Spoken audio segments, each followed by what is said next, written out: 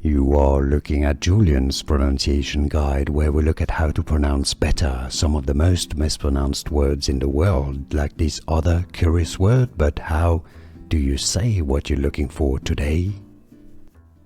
Let's learn once and for all how to pronounce the name of this traditional Japanese craft or embroidery. If you want to learn more useful vocabulary from Japan, more names from fashion and crafts, stay tuned, you found the right channel.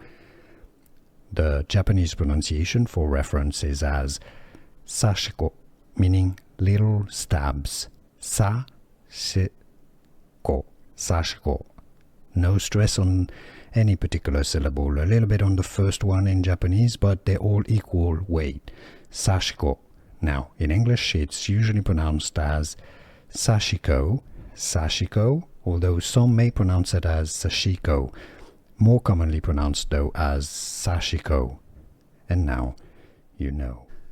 Here are more videos on how to pronounce more confusing words and names too many mispronounced. Like this video if you found it useful. I appreciate your support. I'll see you soon and thanks for watching.